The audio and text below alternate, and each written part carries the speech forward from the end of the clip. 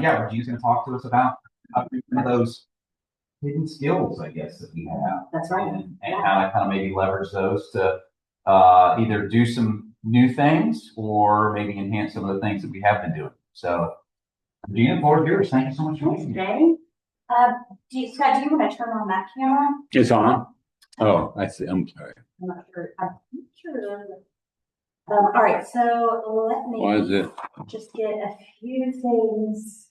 No, let me get.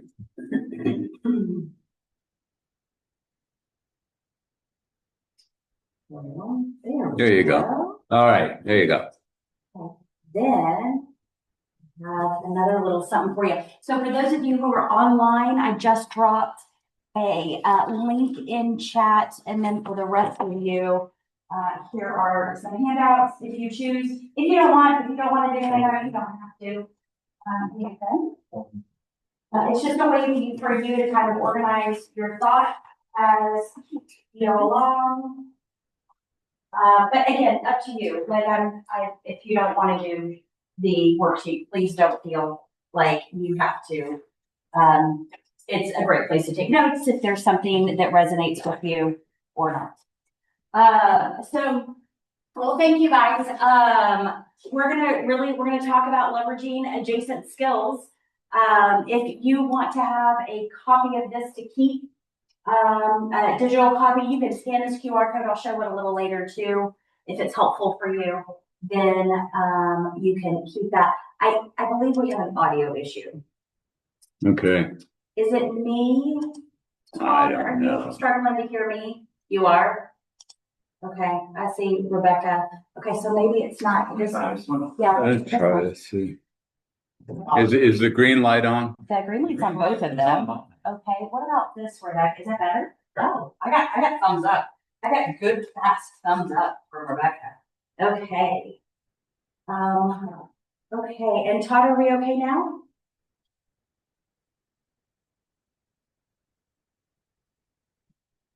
No. Still no. No, it sounded better at one point. I think maybe I couldn't see you walking, but I'm guessing you were maybe getting closer to a different microphone. It sounds like I'm hearing a room mic that's not right connected to you. I can hear you, but it's just not as clear. Normally it's really clear. But David said he could hear fine. But you can hear when I'm right here, Todd? David, could you hear as good as you can hear Scott talk? There is a difference, but I still can hear fine. Okay. Well, I'll move just a little bit closer. Maybe the lavalier's not working quite as well as what we wanted to. So I'm just going to move a little closer to Scott's computer, and maybe that will help us. That is helping. Great. Okay. So I'm a little closer to the computer, so hopefully that'll help a little bit. It's so still a heavy echo, but it's usable. An echo. Like a reverb, like it's just like you can hear the room, like you're away from the microphone. Yeah. Anything we want to try, Scott, or we want to continue? Scott, what about, do you have a lavalier that you're using, or is that your laptop mic? If it's bearable, let's just keep going. Okay. All right. So Jay did a really good introduction for this session because it's what we're really here to talk about is adjacent skills. And these are the skills that you have, but you likely don't think about when you're putting together your resume, or even when you're talking to an interviewer, whether that's a recruiter or an interviewing panel or a hiring manager. We don't think about some of the things that we have done in our lives that play an important role. And I'll give you an interesting example. This happened to me just this morning. I'm talking to a woman that I'm working with, and we were going through the different things that she's done. Now, she's recently graduated from college with an environmental science degree, and struggling to find a job in her field. And it's just a really bad time right now. I think we can all agree to that. And so we were going through some of the things that she's done in her life. And what we realized is team sports, ballet. I mean, some really interesting things that I hadn't actually even considered actually have some adjacent skills that she can use and talk about while interviewing. So, of course, there's the regular ones. She says she's been working since she's 14, and she's waited tables, she's worked in bookstores, she works in community outreach, helping her community. And there were a lot of different skills there that we were able to uncover through talking and thinking through 10 years of experience that she wasn't thinking about because she was just thinking about getting that environmental science role, right?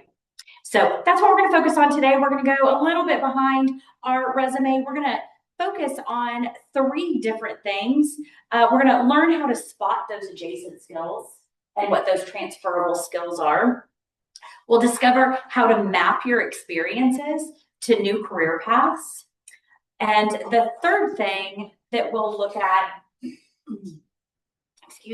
is we'll build language that connects your background to your future roles. So you can pull that in. You can pull that background into future roles. And I will tell you right now that I love AI. I love AI. And AI is amazing for your job hunt if you use it well. And actually, I've given you prompts in the worksheet to help you take what we're doing and help you find some of those adjacent skills and how do you apply those adjacent skills and what other jobs might be out there that can leverage some of your adjacent skills. So who am I? I was an HR leader for 25 years, worked for a large tech company here in Nashville, also did L&D in Dallas, started out in call centers, training people from 4 p.m. to 1 a.m. That was a trip. Would not recommend it. Very hard work. Luckily, I was in my 20s. Couldn't do it today.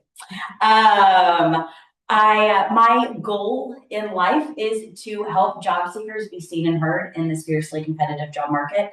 It is really crazy out there. And keeping your spirits up, feeling confident, feeling good about your interviews, so that you can be seen and heard is where I like to spend a lot of my time.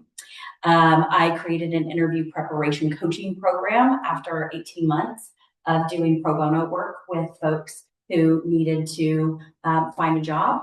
I realized that I knew what I was doing. It was very interesting because everybody asked me for interview prep. And I was like, I don't know how to do that.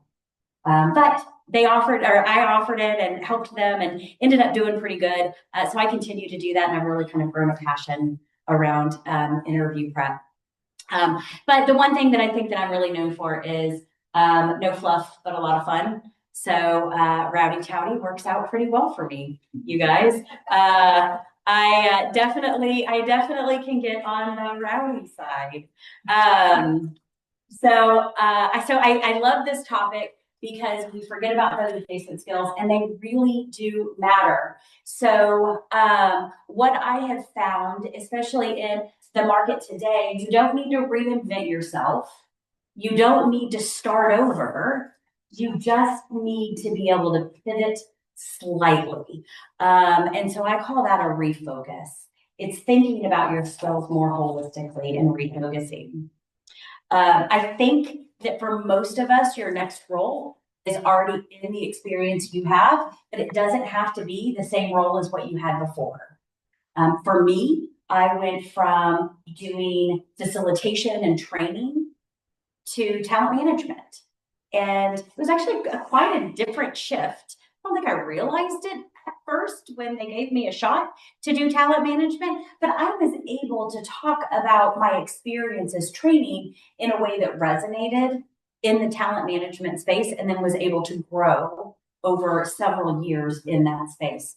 So sometimes you just shift a little and you look for those skills and that experience that you have. And then the third reason why those adjacent skills matter is because sometimes we just aren't using the right one. And I've seen it over and over and over again. Sometimes it's just about the words you choose to use. Are those words aligned with the job description? Are they aligned with what the hiring manager is looking for? So we'll talk through some of that as well. Now, you know that there's adjacent skills, but that's the third one on the list. There's core skills. Your resume is littered with your core skills. All of your core skills are in your resume. You have focused your search on your core skills. It could be IT, it could be information systems, right? Whatever those core skills are, you focus on those. But there are all of these other transferable skills and adjacent skills that you have and that make you who you are. So we're going to talk mainly about those adjacent skills today. In your worksheets, you have, I'm going to grab one because I need one too. On page 2 of your worksheets, you have a little section here to think about some of your roles and some of your skills. Now, what I want you to do is as you think through the skills that you have, think about roles. Maybe it's projects, maybe it's not even a role, maybe it was a project that was a stretch assignment or something outside of your everyday role. Maybe it was a volunteer experience that you took on. Maybe it was something that was completely unrelated to your job that you're working on. Take those life experiences, those projects, those roles, and think about which ones of those roles taught you something that was valuable. So added another skill into your bucket. So you can think about those volunteer roles. I'm going to just give you a few minutes, jot down a couple of those roles. I want you to think about what I did. You don't have to go to the skills yet. Just think about what I did and some of those roles that may not be on your actual resume. I want you to think outside the resume. Think outside the things you normally talk about. Give you a minute to do that.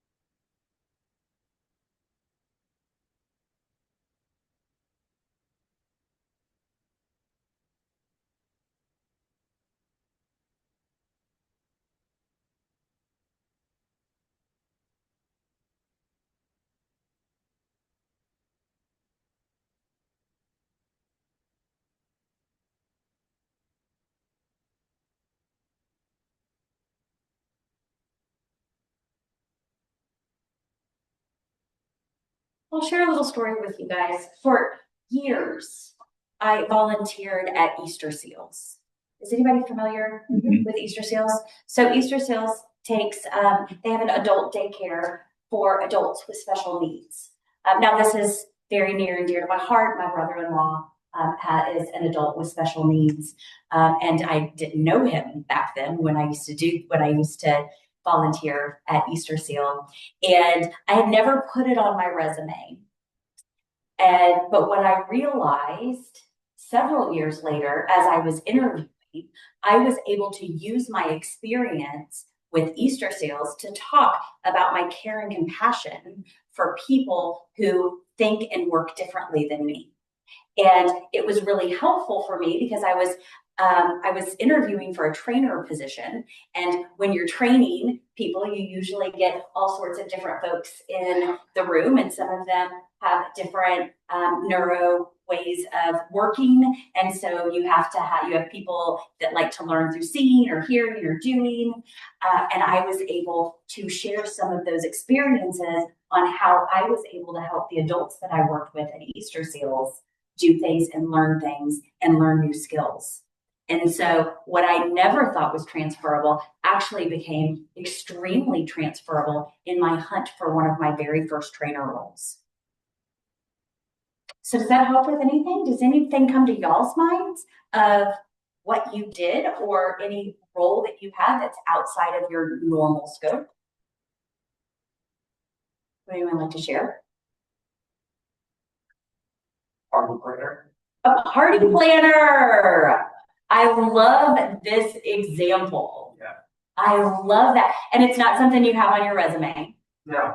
But what are some of the things that you learned? Project management skills. Amen. There is no better project manager than a party planner. Because you know that the person throwing the party, if you don't get it right, they're going to have a fit. Yeah. You gotta go fun late and you gotta roll with budgets. Yeah, I love that. I love that. So also flexibility. Yeah. I just heard that, right? Yeah. Yeah. Because you got to be able to roll with those punches. So you've got to be flexible. And I would assume think on your feet. Mhm. Yeah. The ability to make decisions really quickly. Yeah. And to think on your feet. Well, all those skills from something that's not even on your resume that you could use as part of your story when you're talking to recruiters and hiring managers. Thank you for sharing. That was a good example. What else? Anyone online have an example of a role that they'd like to share?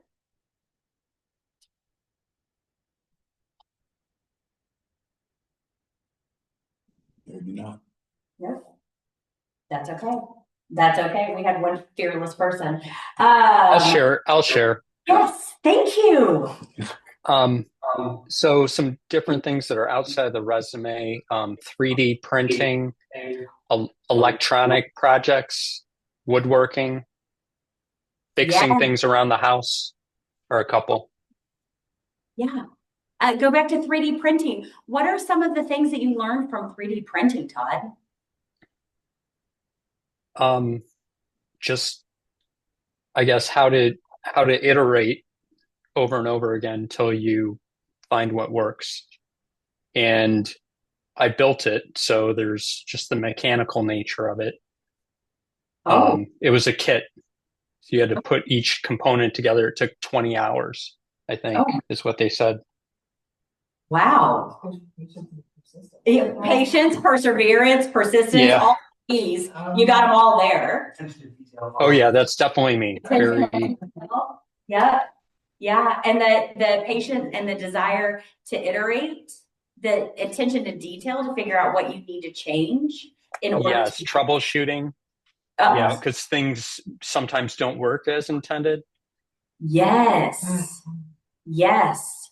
Troubleshooting. Anything else that you guys could add for Todd? That's such a great example. I'm thinking critical thinking. Oh, critical thinking, absolutely. Yeah. That's a big one for organizations that they're looking for people. Yeah. With critical thinking skills with the AI coming into the picture. Oh yeah. They don't want people always relying on the AI. So if you have examples of that critical thinking that you did along with AI even, but if not. Also rapid prototyping. Oh yeah. Yeah. You know, if a company needs a part produced, being able to take an idea and build something tangible out of it. That's right. Spatial relationships, you know, being able to see in 3D. Yeah. Take it from your brain to actual something that is physical. Yeah. I know the dress was not going to fit through the door before you could. You want to know the dress? I don't know if you heard that, Todd. No. But he said you want to make sure that the dresser fits through the door before you get there. Yeah. Yeah. Thanks, JD. That was funny. I like it. I like it. Excellent. That is a great example of something that you normally wouldn't put on your resume. Yeah. Has a list of important skills that you have developed by doing that thing. I'm not a 3D printer, but I am a crocheter. And that in itself is a test of patience, but more than anything, it is detail oriented. If you mess up one stitch, you mess up the whole project, right? So the patience comes with going back. The detail comes with not missing. Yeah, I love it. I love it. Anyone else have another one that they want to share? Both of those were amazing examples. When I was younger, I did like a high school ministry. A high school ministry. Okay. And I went from Oklahoma, where I was, to Washington State.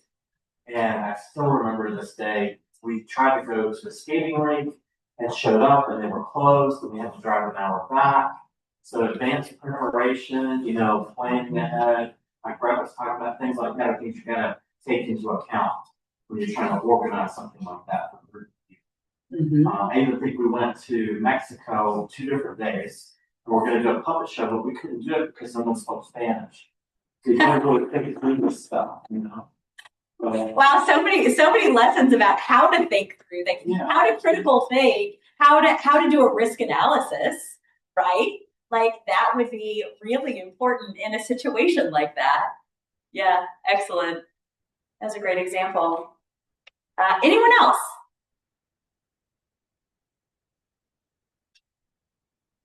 I took a couple classes over the last couple of years. Yeah. Took a drawing class, took a Spanish class, and I think Spanish class helped me connect with people from different cultures and backgrounds. People from different countries where the only language you could speak to each other was Spanish. So trying to bridge those gaps. And then the drawing class with attention to detail. Sometimes we had to draw things that were upside down, so looking at things from a fresh perspective, figuratively and literally. And then just problem solving. So I'm having a hard time communicating with this partner. How can I rephrase what I'm saying, or how can I look at this drawing from a different angle and get the answers I want? Yeah, and what I love about that is that applies to just about any problem you were to solve at work. And bringing the story of drawing into an example of how you solve a problem could really bring to life your experiences, but also your ability to create and, like you said, see something from a different perspective. And we're taking it back to where, okay, this is where things are going well, and this is where I think drawing kind of went off track, so I can go back to this point and start refining it there. Right. Okay. Yeah, I like that. David, I think I saw you come off mute. Did you? Yes, I did. So you were talking about things that are not on our resume. So one thing that's not on my resume is my volunteer work. I'm a volunteer diver at the Tennessee Aquarium. I've been there for 31 years doing volunteer work. We clean the tanks, we feed the fish, we put on shows, and we interact with the crowds. And it's not necessarily the normal things that we do, but it's how we interact with the children, and how we relate to families with young kids, especially special needs kids. That is the thing that people remember. It's not that we did a show when we talked about the aquarium. It's the little things that we went out of the way to make somebody smile. Wow. That is awesome. Also, here's what I also love too about every single one of the things that you guys shared. It would help the people that are interviewing you understand you just a little bit better. Yeah. And understand you and your interests just that much better. And so the diving example, first of all, that's fascinating. If I were sitting with you, David, and interviewing you, I'd probably want to spend like 5 extra minutes just talking about what that's like, diving in an aquarium and cleaning the aquarium. I'd be really interested. But more important, after the interview, after I interviewed 4 or 5 other people, you know who I'm going to remember? The diver. Yes, who entertained family and kids. Because most of the time, everyone that you interview, they are all qualified. It's who leaves an impression. And so by thinking through the things in your life that aren't on your resume, they do connect you with people. They make you memorable, but also their skills in those interests that you have outside of your resume. You guys are amazing. Man. Whew. All right. Let me move on just a little bit because I want to talk about those career shifts.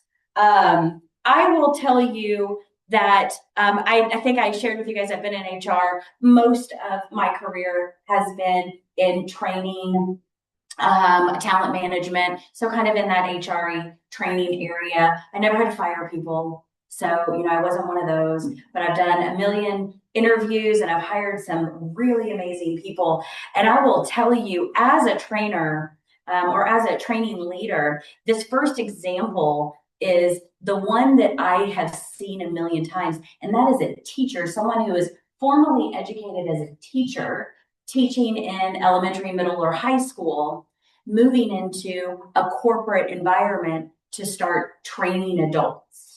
Now, I think I think that I feel really great about that because I do have an education degree, and was a corporate trainer, started out as a corporate trainer. So it's something that's very open to me, of course, but it is a shift that I see quite often, going from teaching children to training adults, to writing lesson plans for a classroom and a group of kids, to writing curriculum for adults.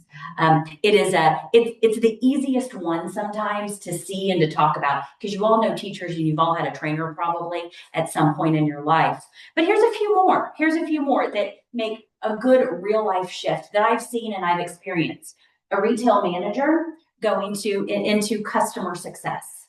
Now, I worked for Sprint and Nextel for many years. If you remember Nextel with the chirp, yeah, I was slinging those chirp phones. Some of you may have no idea what I'm talking about. That's okay. We would have our retail team members that were in our stores, like strip mall stores, right? A Nextel store or a Sprint store. They would move into customer success, where they would start working with larger clients or even the dealers who would sell our phones and stuff. And they always did great because they understood the end result of the job. And so they were able to easily transition into a customer success role where they're supporting many customers to be successful.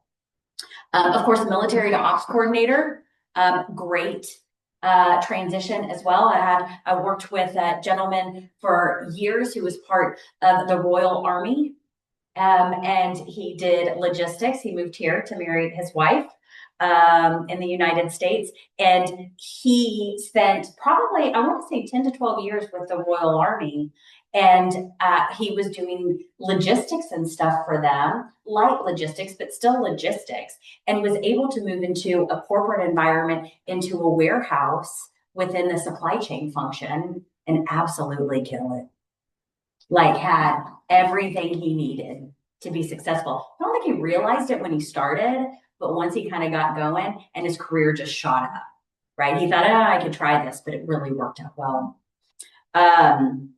Another example here is an entrepreneur to a marketing manager.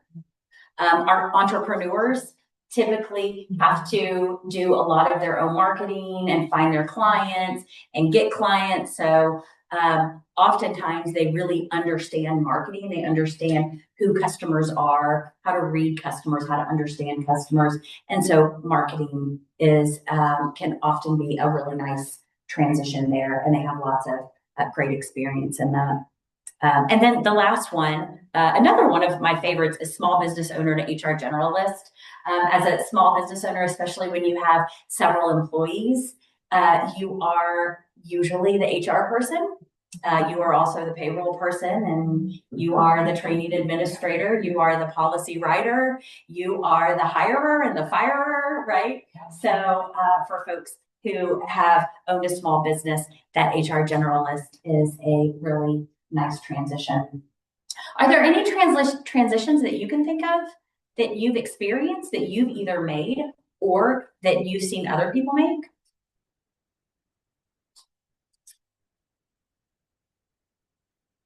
My brother recently made a career change. He's a fireman and an EMT for about 10 years or so. And now he's working for a company that sells surgical equipment, and he is specialized in how specific equipment works. Yeah. And he works with surgeons and other doctors on how to advise them on that specific equipment. wow, that's cool. Yeah. So all of that training as an emergency medical technician helped translate into the medical sales and medical training. Yeah. Excellent example. Yeah. I don't know if I would have ever really thought about that. That's great. Thank you for sharing. Anyone else have one they want to share? I mean, I had a friend who was a coach. Yeah. Had a client, was laid off as a VP of finance, decided never wants to go back into the corporate world. And they decided to open up a franchise with a dog walking business or something. The finance, right? The finance is exactly. The finance part helped them start that business. Figure out what business would be lucrative. Yeah. So, Yeah. so that was the transition. Yeah. I love it. So corporate. Yeah. Yeah. Corporate to small business owners. Small business, it's within a franchise system. Sure. So then you get some structure. Yeah. Yeah. I love it. Excellent idea. Yeah. Okay. So there's lots of ways to transition. There's lots of ideas out there. I've given you kind of a few. If we take some of these, I've listed out, I hope you guys can see that okay. It looks a little, I know you guys online can see it really well. For us up here, it may be a little bit more difficult to see. I have broken out 4 different skills and translated them into different areas. So if we look at communication and relationship building, that's the first yellow strip over here on the left. Public speaking can translate into group facilitation, or group facilitation can translate into public speaking. They are adjacent skills, right? Customer service translates to client success, social media writing translates to brand storytelling, teaching translates to training, hospitality translates to stakeholder engagement, and vice versa, right? So you can go back and forth on all of those. So if public speaking is something that is familiar to you, then also group facilitation would be a very easy transition. It is an adjacent skill.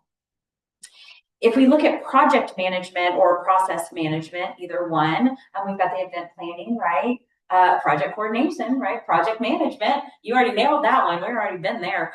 Retail scheduling. So if you've worked in a retail location and had to schedule a whole bunch of people, I used to have to do the schedule when I worked at Applebee's. I was a manager at Applebee's when I was in my 20s, and I'd have to do that whole schedule. That is insane. But it also helped me understand resource management. So when I started working in call centers, I actually understood how many people we needed to take the calls based on the call volume, because it was almost the same as what the difference between a Saturday night and a Tuesday night was in a restaurant. I was able to transition those adjacent skills. And then a couple others like writing a business, project management, program management, classroom management, and process oversight. Those are also 2 that are very adjacent under that heading. The third heading is data and analysis. So you got financial reporting and business analytics.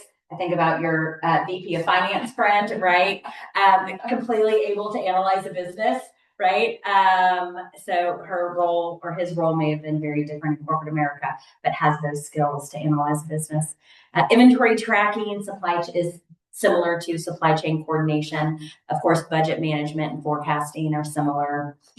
Customer feedback and user research. And then compelling stats. So if you create presentations and you have to you add in compelling statistics into your presentation and you use those, that is the same as market analysis. You might call it creating a great presentation, but you are doing market analysis because you're thinking about who your audience is. Yeah, so just different ways to think about the same thing. And then sales and marketing, I think we've gone through some of these, but if I skip down to the very bottom one under sales and marketing, product demos. So if you've been in sales or marketing, doing product demos is very similar to solution selling. So similar skill there if you're in the sales world. What questions can I answer for you about some of these different examples? Are there other ones that you can think of? Either one.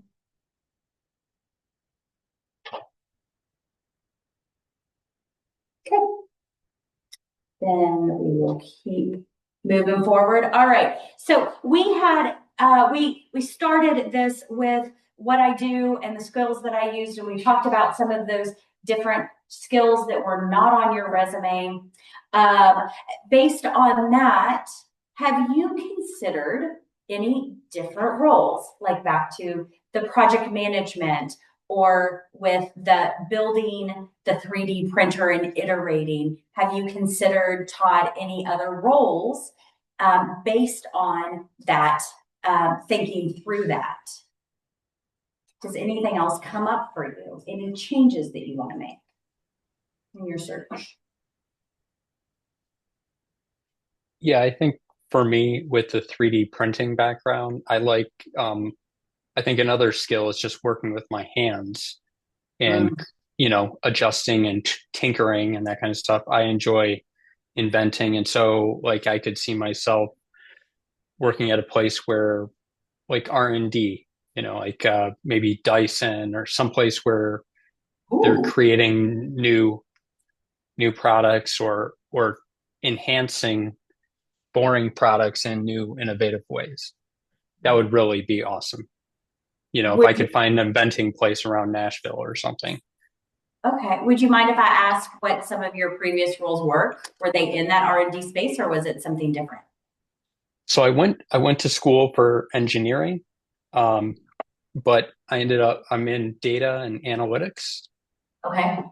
So the itch that scratches is the troubleshooting and the puzzle aspect of things, figuring out how to integrate these two different software services and make them talk or get data from here to there, or so it is similar. It's just not as physical. Sometimes it's hard to articulate the value created, Sure. to my boss or to the end user. Whereas if it's physical, you can see it. Hey, here's a product. It's better, faster, cheaper, something, right? Where software and dashboards, it's hard to sometimes convey doing things in a very thorough way. Right. Yeah. Well, especially after you leave an organization, you can't take that work with you. Right. Yeah. It's hard to show your successes. It's hard to your success. Yeah. That's very true. Yeah. Definitely understand that. That is extremely difficult. So have you considered looking at jobs that are R&D?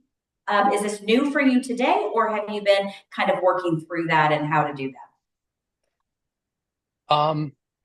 Well, it's something that I hadn't really thought of a lot up until recently, because I've gone through a lot. I'm in the midst of major life changes where I was working at Nissan for 15 years and then was let go pretty abruptly, and also going through a divorce. So there's a lot of, I'm not quite ready to, maybe make that leap right now, but it is something I'm thinking about, because right now you need to be able to pay the bills and that kind of stuff. So doing the things that are proven and, just rock solid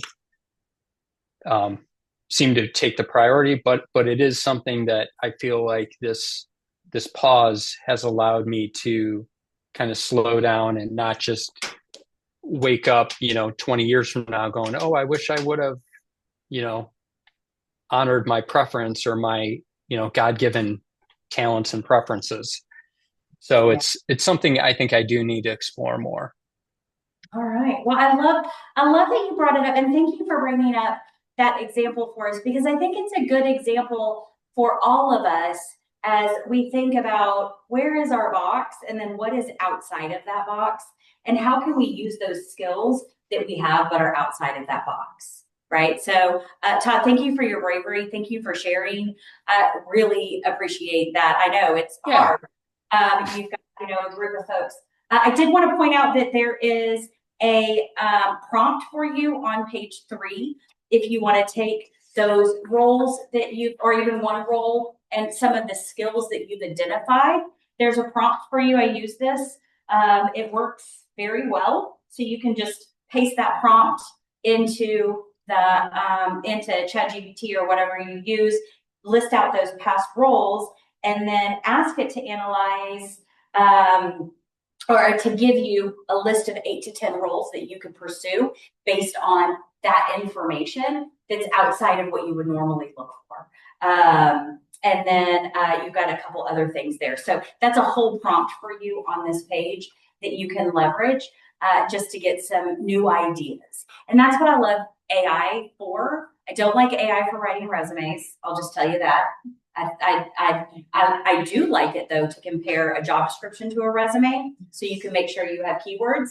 I do like that. I do not like AI writing resumes. I think that most of the talent attraction systems can see that. They can pick up on it. So I wouldn't recommend that. I do like it for cover letters though, to make sure that your cover letter stays fresh based on the job description. And I really love AI for brainstorming. I love it for brainstorming, for giving you interview questions. If you don't already, drop your job description into AI and say, give me interview questions for this role, and it will give you really good questions. Okay. All right, so let's see. What part of your personal experience have you been undervaluing?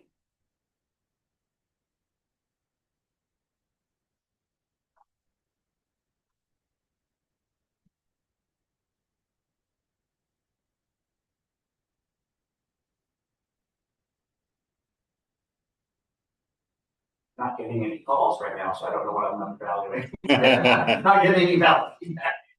Valid. That is valid. That is valid. It's probably slowed down for everybody right now, right? It is. This is not the hiring time of the year. This is your gear up and prep up time, right? Like this is the time of the year where you can make sure that you are ready. Your resume's ready, your interview skills are ready, you are ready for when things do gear up. Because what I have noticed is that usually by mid-January, all of the roles start flooding all of the job search websites. So you want to be ready, and you want to think through how you can use your experience in a different way, okay? And especially to connect. What might be some steps that you might take to explore new directions for you?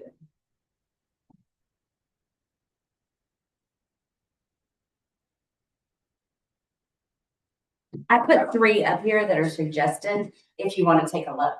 I already put 3 up there because I don't mind if you cheat. So I've got some suggested actions.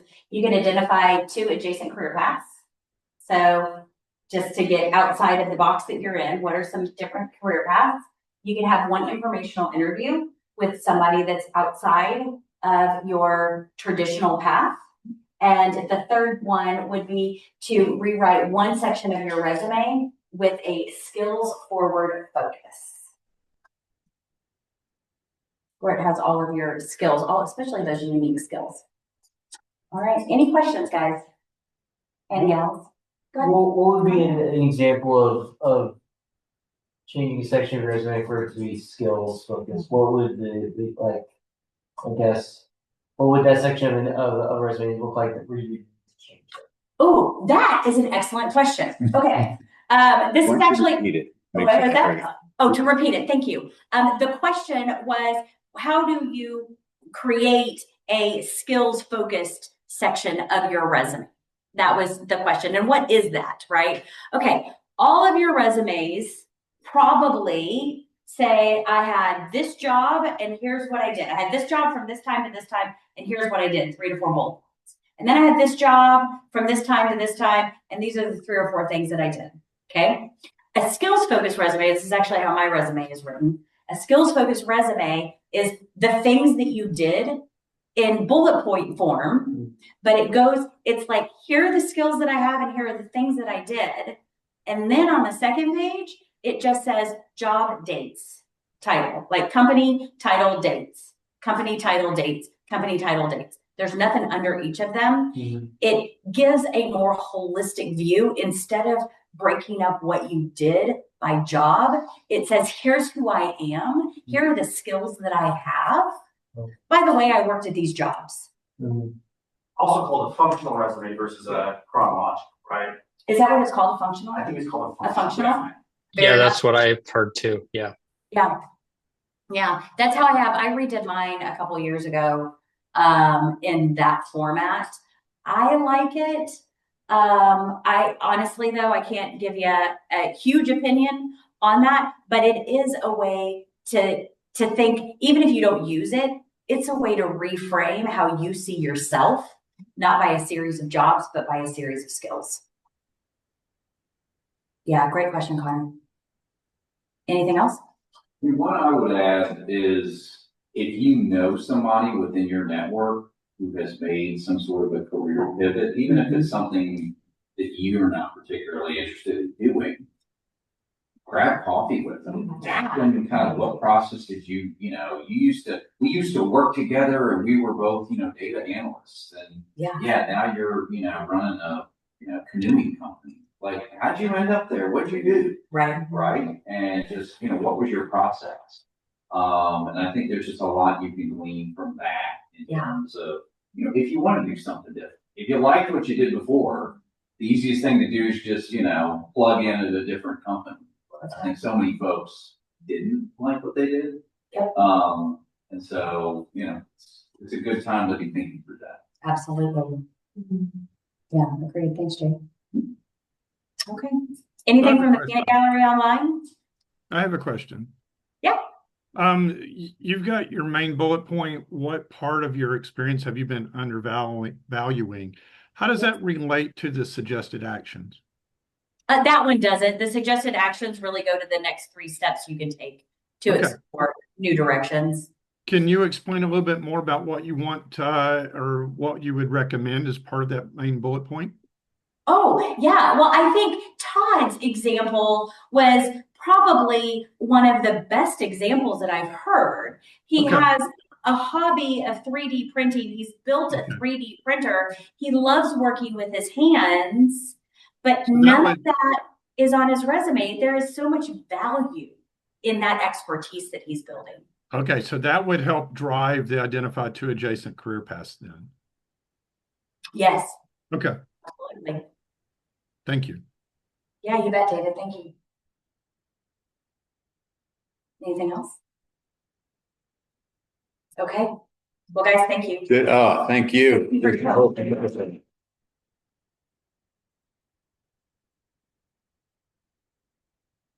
Well, folks, hope you all have a just wonderful and blessed holiday season. It's a good time of year, and we'll see you on January 5th, maybe. Yeah, absolutely. I hope everybody has a really Merry Christmas. Appreciate everybody joining us, all the support you've had for us this year. And yeah, look forward to seeing everybody in the new year. Cool. Thank you, guys. Yeah, really appreciate it. Thank you. Yeah. Thank you. Just great talking to you guys.